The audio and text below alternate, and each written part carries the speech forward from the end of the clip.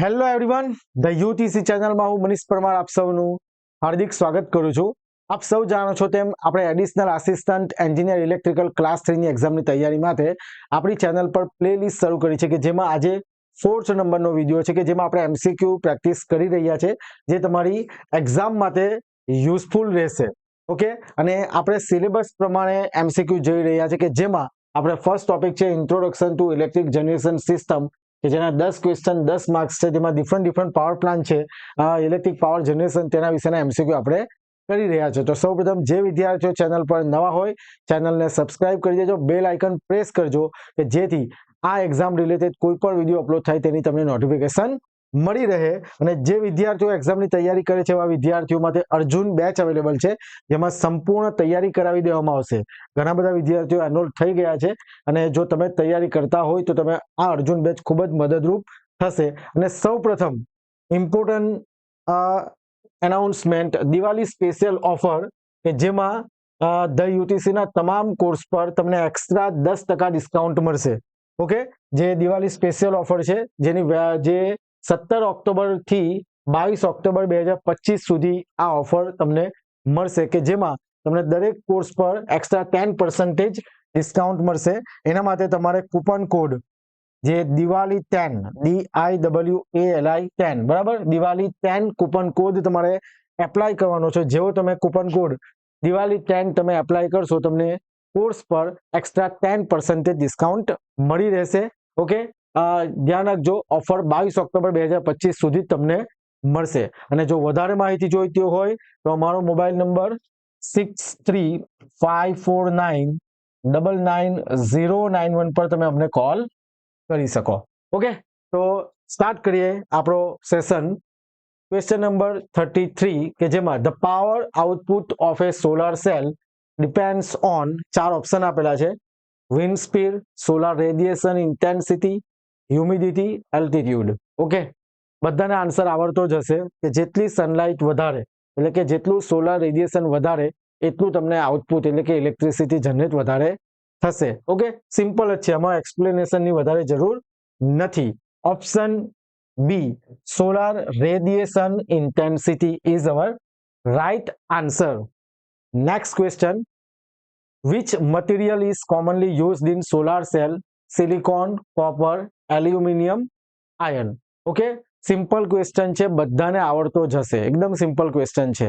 અને તમે કોઈક ને કોઈક જગ્યાએ વાંચેલું જ હશે કે જે સોલાર સેલ છે તે કયા મટીરિયલથી બનેલું હોય. તમારે મને આનો આન્સર કોમેન્ટ કરવાનું છે, બરાબર?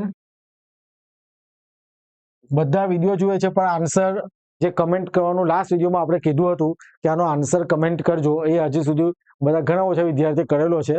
જો તમે એકદમ સિરિયસલી પ્રિપેરેશન કરતા હશો, તૈયારી કરતા હશો તો જરૂરથી આનો આન્સર કમેન્ટ કરજો. Okay, which material is commonly used in solar cell? Next question, the unit of solar radiation is, 4 option આપેલા છે: વોટ, વોટ અવર, વોટ પર સ્ક્વેર મીટર એટલે કે vote per metre square, joule પર kilogram.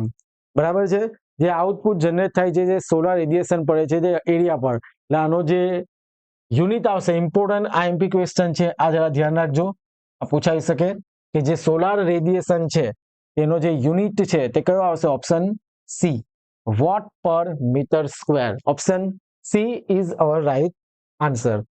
Next question, the power output of solar panel varies approximately, 4 option છે: linearly with irradiance and inversely with temperature, linearly with both irradiance and temperature, inversely with irradiance and quadratically with irradiance.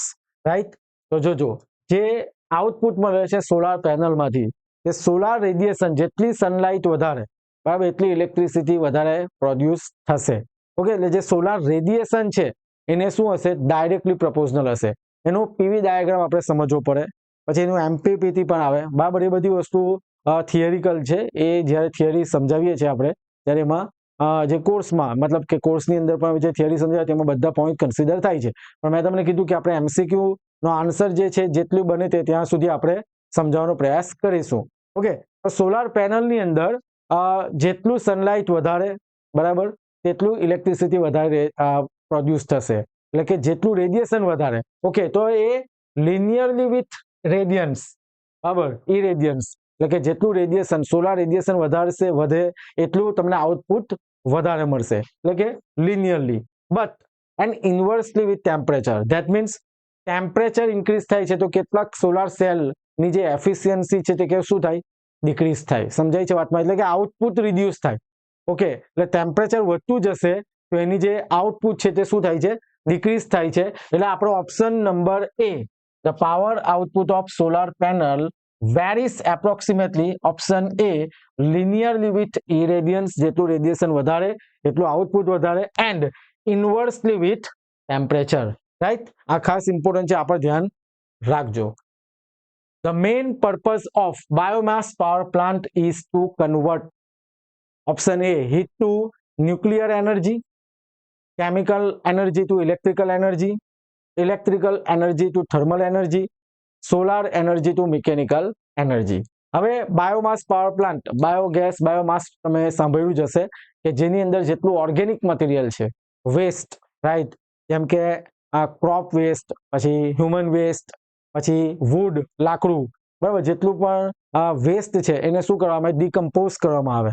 Okay, and in the absence of oxygen, right, air, એટલે શું થાય, decompose થાય. Chemical energy ને આપણે શેમાં convert કરીશું, heat એનર્જીમાં. Heat એનર્જીના યુઝથી આપણે steam બનાવીશું અને સ્ટીમને ટર્બાઇન પર ફ્લો કરાવીશું, એટલે ટર્બાઇન રોટેટ થાય અને તમને એનર્જી આપે, એટલે કે ઇલેક્ટ્રિકલ એનર્જી આપે. સમજાય છે વાતમાં? તો આની અંદર કેવું છે કે જેટલું પણ ઓર્ગેનિક મટીરિયલ છે તેને ડિકમ્પોઝ થવા દેવામાં આવે કે જેમાં કેમિકલ એનર્જી જનરેટ થાય. ઓકે, તો શું છે ઓપ્શન બી, આપણે શેમાં કન્વર્ઝન કરીએ છીએ, બાયોમાસ પાવર પ્લાન્ટની અંદર શેમાં કન્વર્ઝન કરીએ છીએ, chemical energy to electrical energy in biomass power plant. Right, ચાલો next question. Biomass based power plant are considered carbon neutral, બરાબર, આ ધ્યાન આપજો. કાર્બન ન્યુટ્રલ કહેવામાં આવે છે, શા માટે?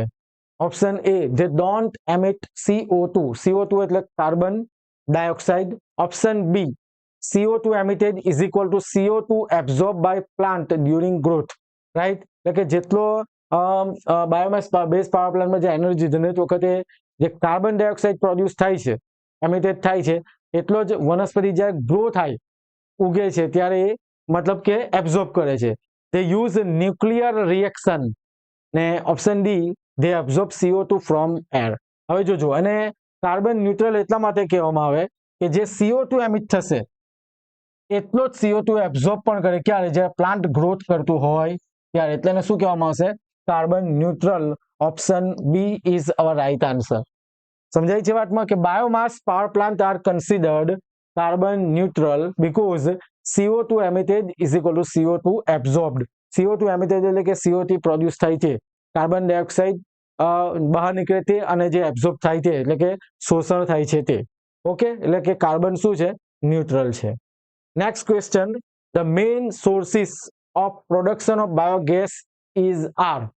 ઓકે, મેં તમને વાત કરી કે જેટલું પણ ઓર્ગેનિક મટીરિયલ છે, જેટલું વેસ્ટ છે, વુડ વેસ્ટ, પછી ક્રોપ વેસ્ટ, હ્યુમન વેસ્ટ, બરાબર, આ બધાનું ડિકમ્પોઝિશન થશે અને બાયોગેસ પ્રોડ્યુસ થાય. ઓકે, તો અહીંયા 4 ઓપ્શન આપેલા છે. જો option A, wet cow ડંગ.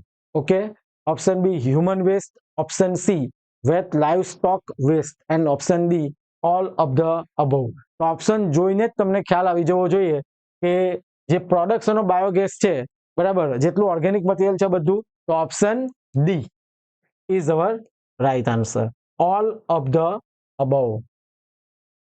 Next question. The voltage of solar cell. Last લેક્ચરની અંદર આપણે solar cell, module, panel, array આ બધા વિશે ડિસ્કશન કરેલું, બરાબર, series and parallel arrangement of solar cell, જો તમને MCQ યાદ હોય તો. હવે આની અંદર the voltage of solar cell 0.5 to 1 volt.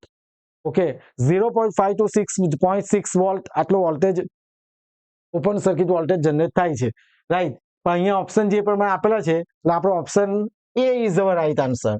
યાદ રાખો, આ ક્વેશ્ચન ઘણી બધી એક્ઝામમાં પૂછાયો છે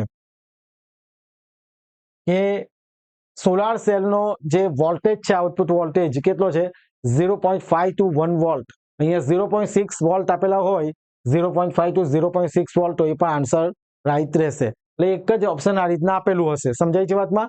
આ યાદ રાખજો, આ ઘણી બધી એક્ઝામમાં પૂછાઈ ગયો છે. ઓકે, ચાલો.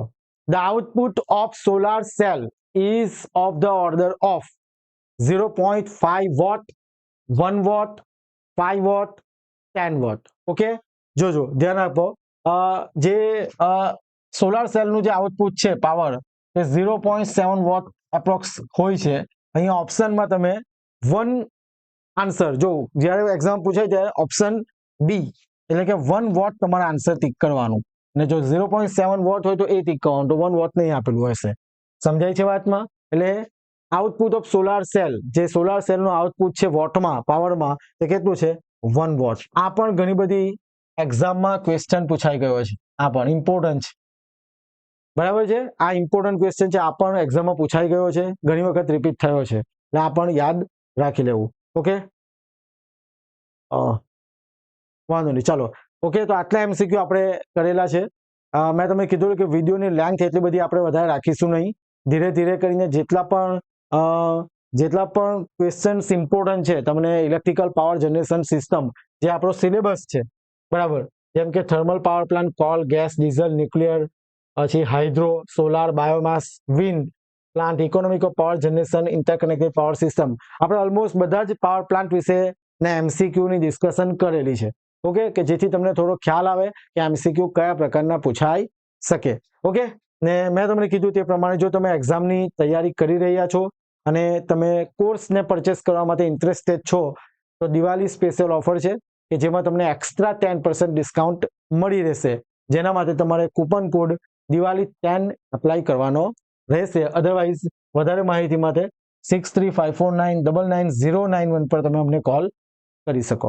ઓકે, તો મળીએ નેક્સ્ટ એમસીક્યુ સેશનમાં. ત્યાં સુધી બધા વાંચતા રહેજો અને વ્યવસ્થિત નોટ બનાવીને એનું રિવિઝન કરતા રહેજો. Thank you very much. જય હિન્દ, જય ભારત.